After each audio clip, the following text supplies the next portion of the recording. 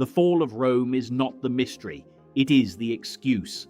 For centuries, historians have handed us a list of causes: barbarian invasions, military overextension, political corruption, economic collapse, religious transformation, lead in the water. And this video is not here to argue against any of that. Some of it is true, but this video is here to ask a more precise question. When Rome began to collapse from the inside, what did Rome actually do about it? Was the goal survival, reform, adaptation, or just the appearance of stability? Or was the real question something no historian has framed clearly enough? Was Rome actually ready to change? Those goals overlap, but they are not identical. And that distinction matters more than any list of causes ever will, because Rome kept responding to crisis after crisis, and kept arriving at each one with very weak evidence of genuine readiness to transform. Today, we are going to use the Rewind History Assessment to evaluate Rome across 7 variables: context, value, informational assessment, efficacy, commitment, effort, and overall. This scorecard does not ask what happened to Rome. It asks why Rome was never truly ready to stop it. And before we begin, there is one idea that will sit underneath everything you are about to hear. Most historians treat Roman resistance to reform as a cause of collapse. But the Readiness for Change model says something different. Resistance is not the cause.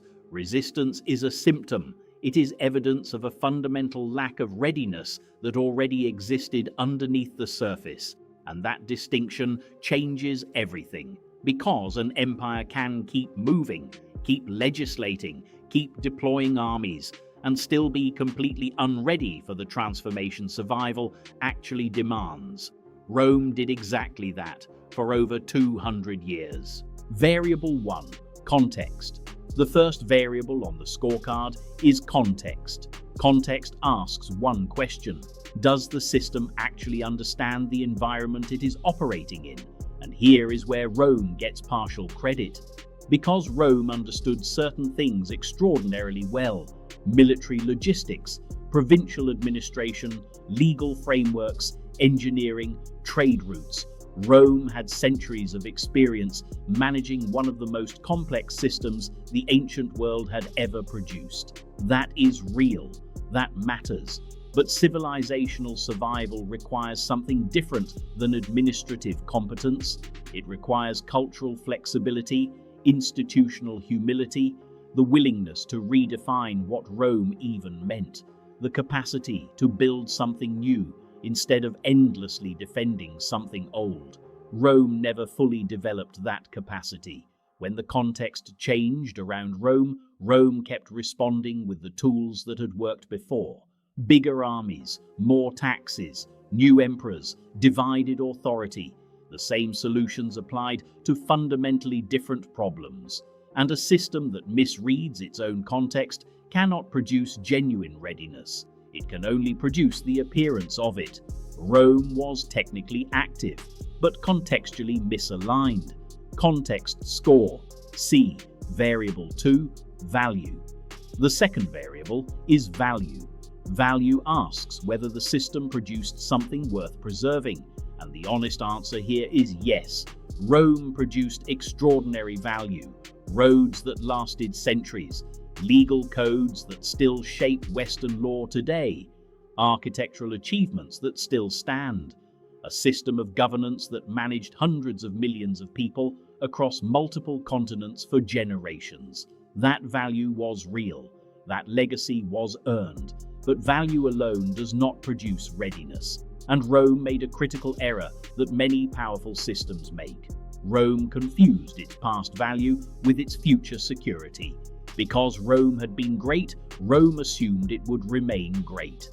Because Rome had solved problems before, Rome assumed it would solve them again. The weight of Roman achievement became the very thing that blocked Roman transformation. A system that is proud of what it built is not automatically ready to rebuild differently, and Rome was far more committed to protecting its identity than evolving it. That is not a failure of value. That is a failure of readiness. Value score. C. Variable 3. Informational assessment. The third variable is informational assessment. This is where Rome's scorecard takes its first serious hit. Informational assessment asks whether the system could accurately see itself, whether it could receive honest data, process it clearly, and act on what that data was actually saying. Rome could not. The warning signs were visible for generations. Historians documented them. Administrators reported them. Military commanders communicated them. The economic strain was measurable. The political instability was obvious. The demographic pressures along the borders were not a surprise, but Roman leadership consistently treated accurate assessments of weakness as political threats rather than opportunities for transformation. Emperors suppressed bad news. Advisors told leaders what they wanted to hear. The institutional structure rewarded loyalty over honesty. And by the time accurate information reached the people with power to act on it, it had usually been filtered, delayed, or politically neutralized. A system that cannot see itself clearly cannot assess its own readiness. And a system that cannot assess its own readiness will always be surprised by the collapse it should have seen coming. Rome was not blindsided by its fall. Rome refused to look directly at it. Informational assessment score. D. Variable 4. Efficacy. The fourth variable is efficacy. Efficacy asks the hardest question on the scorecard.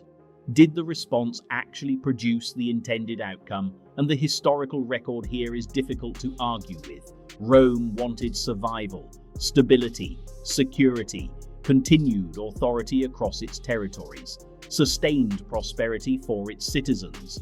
Those were the intended outcomes. Rome did not produce them, not at the structural level, not where it mattered. Some individual reforms bought time. Some military reorganizations delayed specific losses. Some administrative changes improved certain provinces temporarily. That is all real. But temporary relief is not the same as genuine transformation. And Rome repeatedly demonstrated the pattern that defines low readiness. Address the symptom, ignore the root cause, repeat. The barbarian pressure was a symptom. The economic fragility was a symptom. The political instability was a symptom. The root cause underneath all of it was an empire that had never developed genuine readiness to become something different than what it had always been. And no reform can produce lasting efficacy when readiness remains low at the foundation. Efficacy score. D. Variable 5. Commitment. The fifth variable is commitment. Commitment asks whether the system was genuinely dedicated to change. Rome's deep commitment to its own image became one of the most powerful barriers to the readiness it needed. Every reform that required Rome to look less like Rome was resisted at the institutional level. Every adaptation that required redefining Roman strength was experienced as humiliation rather than evolution. Genuine commitment to change requires a willingness to release what no longer works. Rome was never truly willing to do that, even as the walls were closing in. A system can be deeply committed and deeply unready at the same time. Rome proved that. Commitment score. C. Variable 6. Effort. The sixth variable is effort, and here Rome deserves genuine acknowledgement. The effort that went into sustaining the Roman Empire across its final centuries was extraordinary. Soldiers died defending borders that stretched thousands of miles. Administrators worked to hold together a system of incomprehensible complexity. Engineers kept building, leaders kept governing, citizens kept living inside a structure that was quietly fracturing beneath them. Rome worked hard to remain Rome. But the work of remaining Rome was exactly the wrong work for a system that needed to become something new. Effort without readiness produces exhaustion, not transformation. Effort score. C. Overall assessment. Now we can answer the central question directly. Was Rome ready to fall? No, Rome did not choose to fall. Rome did not want to fall. Rome fought against falling for generations with genuine effort, real reforms, and extraordinary institutional energy. But Rome was never truly ready to change. And that is a completely different statement, because you do not have to be ready to fall. You only have to be unready to transform, and the outcome will eventually be the same. Rome produced real value. Rome made genuine efforts. Rome responded to crisis after crisis across centuries, and Rome still collapsed. Because effort is not readiness, response is not transformation, and attendance at the problem is not the same as genuine engagement with the solution.